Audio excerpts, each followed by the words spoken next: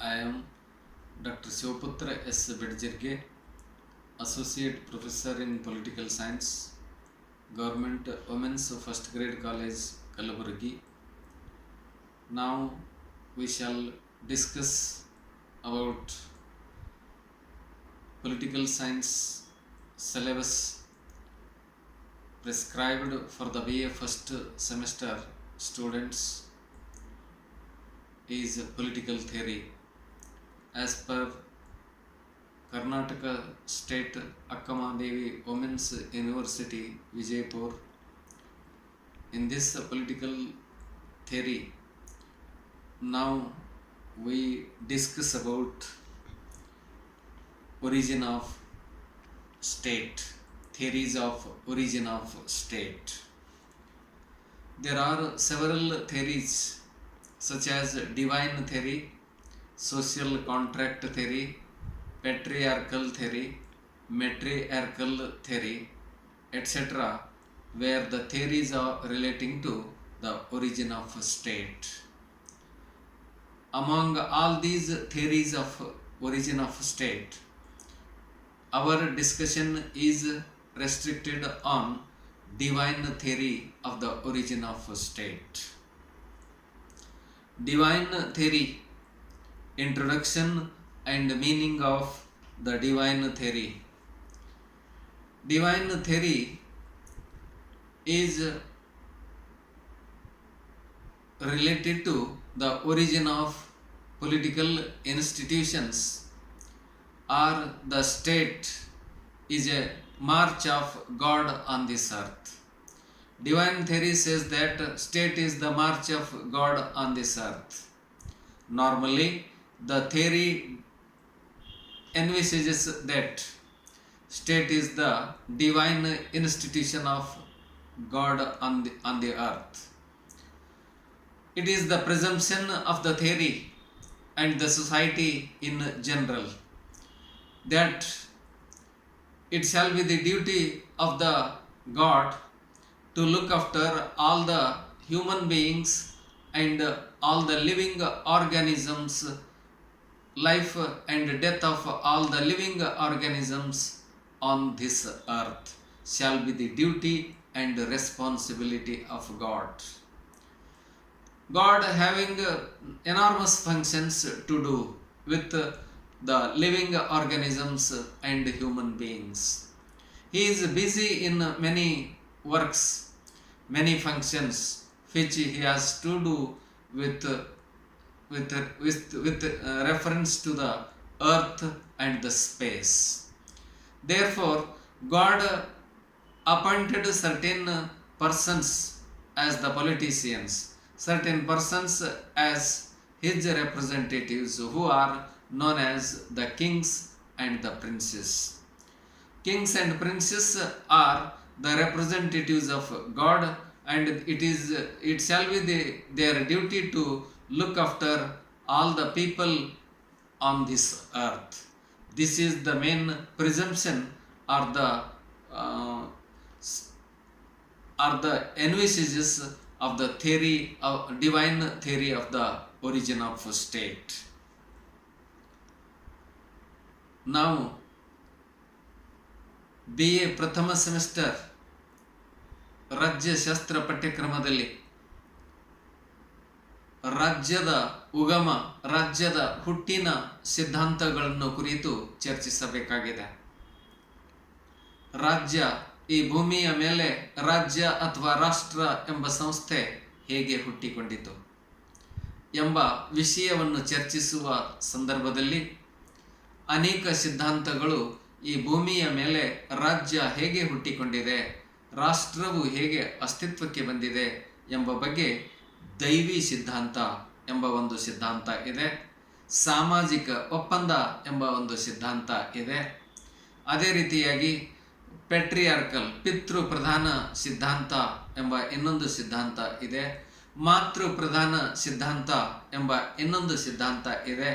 ಈ ರೀತಿ ಅನೇಕ ಸಿದ್ಧಾಂತಗಳು ರಾಜ್ಯವು ಈ ಭೂಮಿಯ ಮೇಲೆ ಹೇಗೆ ಹುಟ್ಟಿಕೊಂಡಿತು, ರಾಷ್ಟ್ರ ಎಂಬ ಸಂಸ್ಥೆ ಈ ಭೂಮಿಯ ಮೇಲೆ ಯಾವ ರೀತಿಯಲ್ಲಿ ತನ್ನ ಅಸ್ತಿತ್ವವನ್ನು ಪಡೆದುಕೊಂಡಿತು ಎಂಬ ವಿಚಾರವಾಗಿ ಈ ವಿವಿಧ ಸಿದ್ಧಾಂತಗಳನ್ನು ನಾವು ಚರ್ಚೆ ಮಾಡಬೇಕಾಗಿದೆ. ಈ ಸಿದ್ಧಾಂತಗಳಲ್ಲಿ ಪ್ರಸ್ತುತ ನಾವು ದೈವಿ ಸಿದ್ಧಾಂತವನ್ನು ಕುರಿತು ಚರ್ಚಿಸಬೇಕಾಗಿದೆ. ಈ ದೈವಿ ಸಿದ್ಧಾಂತದ ಒಂದು ನಿಯಮ ಏನು ಎಂದರೆ, ದೈವಿ ಸಿದ್ಧಾಂತದ ಪೀಠಿಕೆ ಮತ್ತು ಅರ್ಥದಲ್ಲಿ ವಿಶ್ಲೇಷಣೆ ಮಾಡಿರುವಂತೆ ಈ ಭೂಮಿಯ ಮೇಲೆ ದೈವಿ ಸಿದ್ಧಾಂತದ ಪ್ರಕಾರ ಈ ಭೂಮಿಯ ಮೇಲೆ ರಾಜ್ಯವನ್ನು ದೇವರು ನಿರ್ಮಾಣ ಮಾಡಿದ್ದಾನೆ ಎಂಬುದು ದೈವಿ ಸಿದ್ಧಾಂತದ ಅಭಿಪ್ರಾಯವಾಗಿದೆ. ರಾಷ್ಟ್ರ ಅಥವಾ ರಾಜ್ಯವನ್ನು ಈ ಭೂಮಿಯ ಮೇಲೆ ದೇವರು ಸೃಷ್ಟಿ ಮಾಡಿದ್ದಾನೆ, ದೇವರು ನಿರ್ಮಾಣ ಮಾಡಿದ್ದಾನೆ. ಸಾಮಾನ್ಯವಾಗಿ ದೈವಿ ಸಿದ್ಧಾಂತದ ಕಲ್ಪನೆ ಅಥವಾ ಮಾನವನ ಜೀವನದ ಒಂದು ನಂಬಿಕೆಯ ಆಧಾರದಂತೆ ಈ ಭೂಮಿಯ ಮೇಲೆ ಪ್ರತಿಯೊಂದು ಬೆಳವಣಿಗೆಗಳು ದೇವರ ಇಚ್ಛೆಯಂತೆ ನಡೆಯುತ್ತವೆ.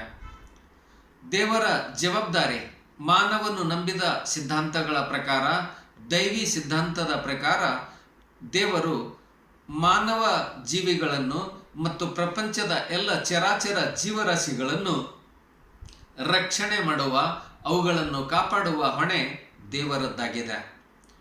ದೇವರಿಗೆ ಈ ಭೂಮಿಯ ಮೇಲೆ ಮತ್ತು ಆಕಾಶದಲ್ಲಿ ಸಾಕಷ್ಟು ಕೆಲಸ ಕಾರ್ಯಗಳಿವೆ. ದೇವರು ಅನೇಕ ಕೆಲಸ ಕಾರ್ಯಗಳನ್ನು ಮಾಡಬೇಕಾಗಿದೆ. ಆತನ ಜವಾಬ್ದಾರಿ, ಆತನ ಕೆಲಸಗಳು ಸಾಕಷ್ಟಿವೆ.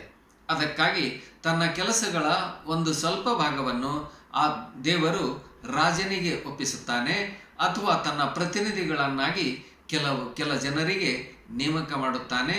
ಅವರು ದೇವರ ಪರವಾಗಿ ರಾಜ್ಯಭಾರ ಮಾಡುತ್ತಾರೆ ಮತ್ತು ದೇವರ ಪರವಾಗಿ ಮನುಷ್ಯರನ್ನು ಕಾಪಾಡುತ್ತಾರೆ ಎಂಬುದು ದೈವಿ ಸಿದ್ಧಾಂತದ ಅಭಿಪ್ರಾಯವಾಗಿದೆ. ಇಂತಹ ಅನೇಕ ಕೆಲಸಗಳಲ್ಲಿ ಬ್ಯುಸಿಯಾಗಿರ್ತಕ್ಕಂತಹ, ಅನೇಕ ಕೆಲಸಗಳಲ್ಲಿ ಮಗ್ನರಾಗಿರ್ತಕ್ಕಂತಹ ದೇವರು ತನ್ನ ಕೆಲಸಗಳ ಕೆಲವು ಭಾಗವನ್ನು ರಾಜರುಗಳಿಗೆ ವಹಿಸುತ್ತಾನೆ. ಆ ರಾಜರುಗಳು ಭೂಮಿಯ ಮೇಲೆ ರಾಜ್ಯಭಾರ ಮಾಡುತ್ತಾ ರಾಷ್ಟ್ರದ ಜನರಿಗೆ ರಕ್ಷಣೆಯನ್ನು ಕೊಡ್ತಕ್ಕಂತಹ ಕೆಲಸವನ್ನು ದೇವರ ಪರವಾಗಿ ಆ ರಾಜರುಗಳು ತಮ್ಮ ಕರ್ತವ್ಯಗಳನ್ನು ಮಾಡುತ್ತಾರೆ. ಹೀಗೆ ಭೂಮಿಯ ಮೇಲೆ ರಾಜ್ಯ ಅಥವಾ ರಾಷ್ಟ್ರವನ್ನು ದೇವರು ನಿರ್ಮಾಣ ಮಾಡಿದ್ದಾನೆ. ದೇವರಿಂದಲೇ ಈ ಭೂಮಿಯ ಮೇಲೆ ರಾಜ್ಯ ನಿರ್ಮಾಣವಾಗಿದೆ ಎಂಬುದು ಈ ದೈವಿ ಸಿದ್ಧಾಂತದ ಕಲ್ಪನೆ ಅಥವಾ ಅರ್ಥವಾಗಿದೆ. Nextly, characteristics or features of divine theory. ದೈವಿ ಸಿದ್ಧಾಂತದ ಲಕ್ಷಣಗಳು ಅಥವಾ ತತ್ವ ಮತ್ತು ಲಕ್ಷಣಗಳು. The characteristic features of divine theory are, the first of such characteristic features of divine theory is divine institution of God. State is created an institution created by God, not by any other authority. King is the representative of God and state is created by the God. This institution will work on the directions and the functions exercisable by the God, or the various functions that shall be performed by the state are related to the responsible activities of the God. ದೈವಿ ಸಿದ್ಧಾಂತದ ಪ್ರಕಾರ ಲಕ್ಷಣಗಳು, ದೈವಿ ಸಿದ್ಧಾಂತದ ಲಕ್ಷಣಗಳು ಮತ್ತು ತತ್ವಗಳು ಏನೆಂದರೆ, ಮೊದಲನೆಯದಾಗಿ ರಾಜ್ಯವು ದೇವರ ಒಂದು ಸಂಸ್ಥೆಯಾಗಿದೆ. ದೇವರು ಸೃಷ್ಟಿ ಮಾಡಿರುವ ಒಂದು ಸಂಸ್ಥೆ ರಾಜ್ಯವಾಗಿದೆ. ಈ ಭೂಮಿಯ ಮೇಲೆ ರಾಜ್ಯವನ್ನು ದೇವರು ನಿರ್ಮಾಣ ಮಾಡಿದ್ದಾನೆ. ದೇವರ ಒಂದು ಪರವಾಗಿ ರಾಜ್ಯಭಾರ ಮಾಡತಕ್ಕಂತಹ ರಾಜನು ದೇವರ ಪರವಾಗಿ ಕರ್ತವ್ಯ ಮಾಡುತ್ತಾನೆ. ದೇವರಿಗೆ ಅನೇಕ ಪ್ರಕಾರದ ಕೆಲಸ ಕಾರ್ಯಗಳಿವೆ. ಅದಕ್ಕಾಗಿ ತನ್ನೆಲ್ಲ ಕೆಲಸಗಳನ್ನು ತಾನೊಬ್ಬನೇ ಮಾಡಲು ದೇವರಿಗೆ ಸಾಧ್ಯವಾಗುವುದಿಲ್ಲ.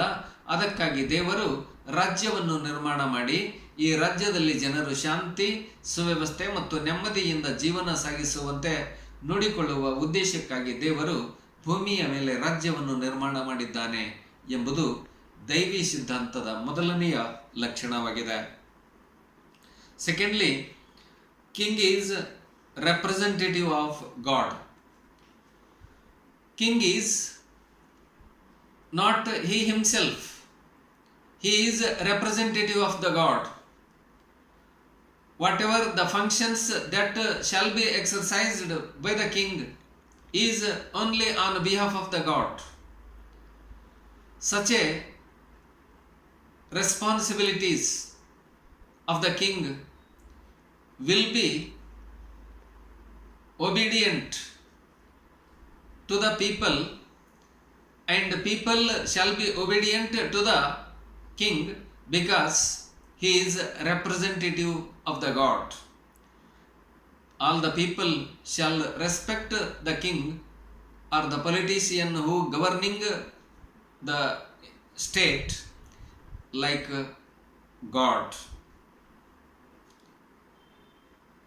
ಎರಡನೆಯ ಒಂದು ಲಕ್ಷಣ, ದೈವಿ ಸಿದ್ಧಾಂತದ ಎರಡನೆಯ ಲಕ್ಷಣ ಅಥವಾ ತತ್ವವೆಂದರೆ ರಾಜನು ದೇವರ ಪ್ರತಿನಿಧಿಯಾಗಿದ್ದಾನೆ. ದೇವರಿಗೆ ಎಲ್ಲ ತನ್ನ ಕೆಲಸಗಳನ್ನು ತಾನೊಬ್ಬನೇ ಮಾಡಲು ಸಾಧ್ಯವಾಗುವುದಿಲ್ಲ. ಅದಕ್ಕಾಗಿ ದೇವರು ರಾಜನನ್ನು ತನ್ನ ಪರವಾಗಿ, ತನ್ನ ಪ್ರತಿನಿಧಿಯಾಗಿ ರಾಜ್ಯಭಾರ ಮಾಡುವ ಉದ್ದೇಶಕ್ಕಾಗಿ ನೇಮಕ ಮಾಡಿದ್ದಾನೆ. ದೇವರ ಪ್ರತಿನಿಧಿಯಾಗಿ, ದೇವರ ಪರವಾಗಿ ರಾಜನು ತನ್ನ ಕೆಲಸ ಮತ್ತು ಕರ್ತವ್ಯಗಳನ್ನು ಮಾಡುತ್ತಾನೆ. ಜನರ ರಕ್ಷಣೆ ಮಾಡುತ್ತಾನೆ. ಶಾಂತಿ ಮತ್ತು ಸುವ್ಯವಸ್ಥೆಯಿಂದ ರಾಜ್ಯಭಾರ ನಡೆಸ್ತಕ್ಕಂತಹ ರಾಜನ ಕರ್ತವ್ಯಗಳನ್ನು ದೇವರ ಕೆಲಸಗಳು ಅಥವಾ ದೇವರ ಪ್ರತಿನಿಧಿತ್ವದ ಕೆಲಸಗಳು ಎಂದು ಪರಿಗಣಿಸಲಾಗುತ್ತದೆ. Nextly, king is responsible to god, not to people.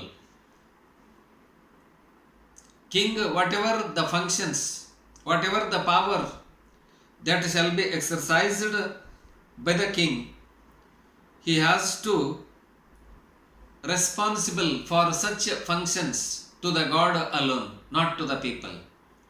He is answerable to the God only because God appointed the king, and he should be answerable to the God and not to the people. Whatever the functions that shall be done by the king, for those functions, omissions or commissions, he shall not be answerable to anybody, any people on this earth. He is only answerable to the God. That is the concept of the divine theory of the origin of state. ಈ ಭೂಮಿಯ ಮೇಲೆ ರಾಜ್ಯಭಾರವನ್ನು ಮಾಡುವಾಗ ರಾಜನು ದೇವರಿಗೆ ಮಾತ್ರ ಜವಾಬ್ದಾರನಾಗಿದ್ದಾನೆ. ಯಾವ ಜನರಿಗೂ ಕೂಡ ಆತನು ಜವಾಬ್ದಾರನಲ್ಲ. ರಾಜನು ತನ್ನ ಕೆಲಸ ಮತ್ತು ಕರ್ತವ್ಯಗಳ ನಿರ್ವಹಣೆಯಲ್ಲಿ ದೇವರಿಗೆ ಉತ್ತರ ನೀಡಬೇಕಾಗುತ್ತದೆ. ತಾನು ಮಾಡುವ ಯಾವುದೇ ಕೆಲಸಗಳಿಗೆ ಸಂಬಂಧಿಸಿದಂತೆ ದೇವರಿಗೆ ಆತನು ಉತ್ತರ ನೀಡಬೇಕಾಗುತ್ತದೆ. ಯಾವ ಮನುಷ್ಯರಿಗೂ ಕೂಡ, ಯಾವ ತನ್ನ ರಾಜ್ಯದ ಜನರಿಗೂ ಕೂಡ ಆತನು ಹೆದರಬೇಕಾಗಿಲ್ಲ. ತನ್ನ ಇಚ್ಛೆಗೆ ತಕ್ಕಂತೆ, ತನ್ನ ಮನಸ್ಸಿಗೆ ತಕ್ಕಂತೆ ರಾಜ್ಯಭಾರ ಮಾಡ್ತಕ್ಕಂತಹ ಅಧಿಕಾರ ರಾಜನಿಗೆ ಇದೆ ಎಂಬುದು ದೈವಿ ಸಿದ್ಧಾಂತದ ಒಂದು ಪರಿಕಲ್ಪನೆ ಅಥವಾ ನಂಬಿಕೆಯಾಗಿದೆ. Nextly, opposition to king is oppose to god. People when opposes the king is just like they are opposing to the God. That should be keep in mind by all the people, because king is the representative of God, and therefore all the people should obedient to the king. If they oppose the king, that shall be equivalent to the opposition to the God. Therefore, with this belief, the people should never oppose the king.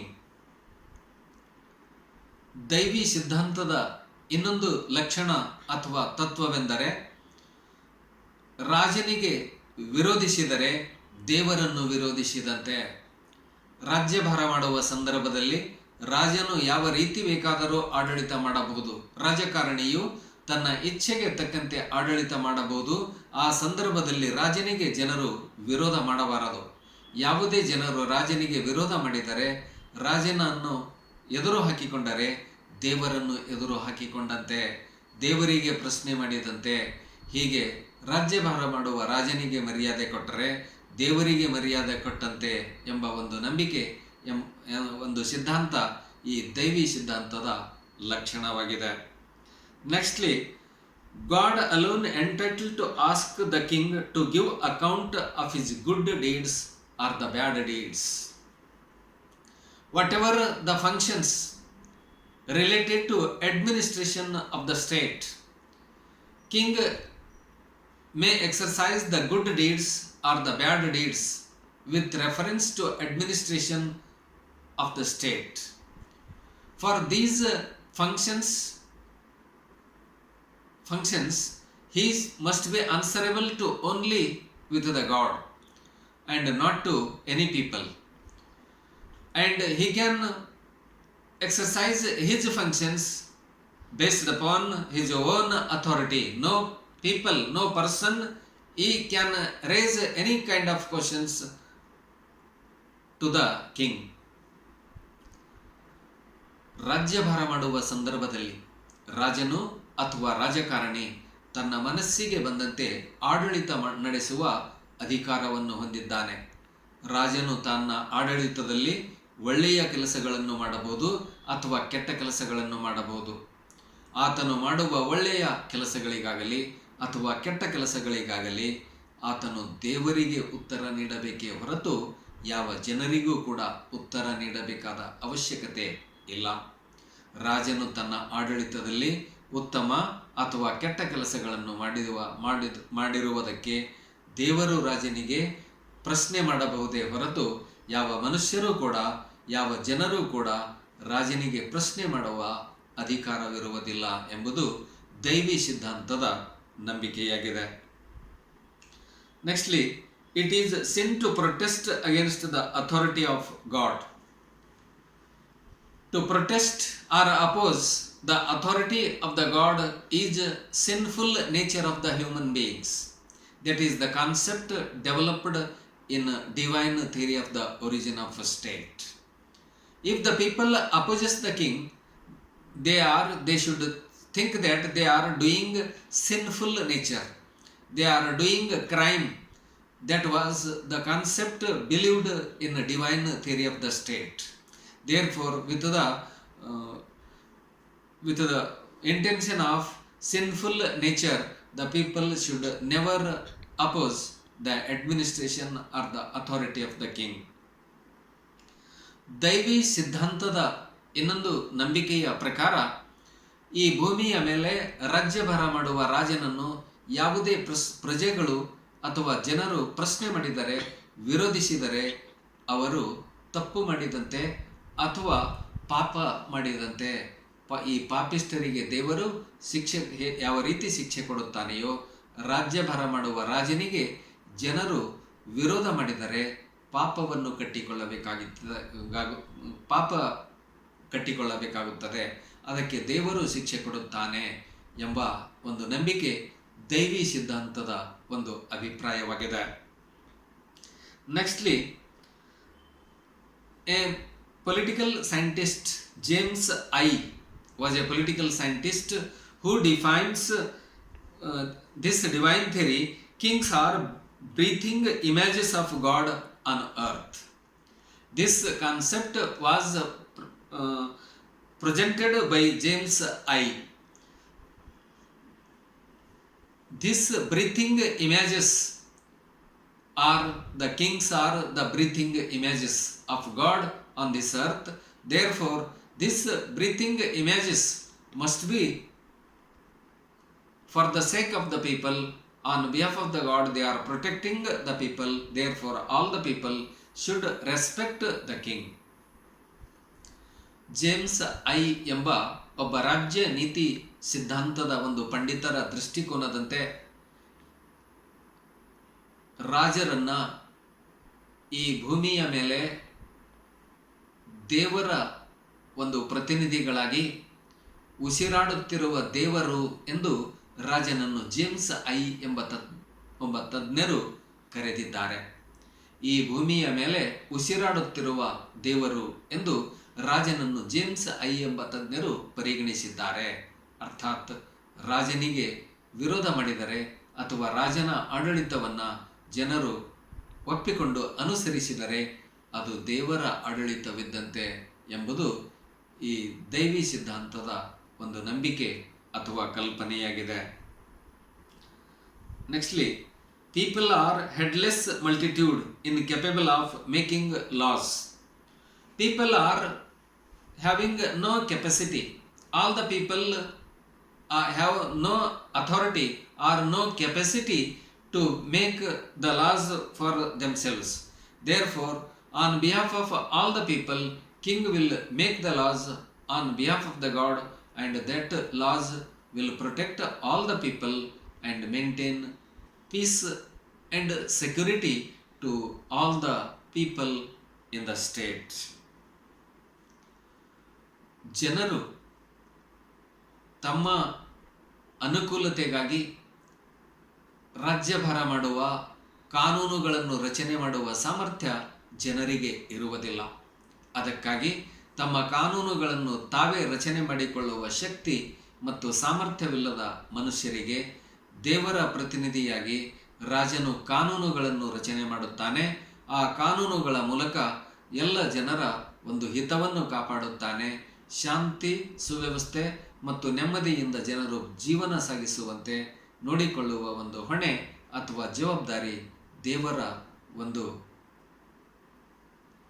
ಒಂದು ಪರಿಕಲ್ಪನೆ, ದೈವಿ ಸಿದ್ಧಾಂತದ ಒಂದು ಪರಿಕಲ್ಪನೆಯಾಗಿದೆ. Nextly, king is above the law and the courts. Law and courts are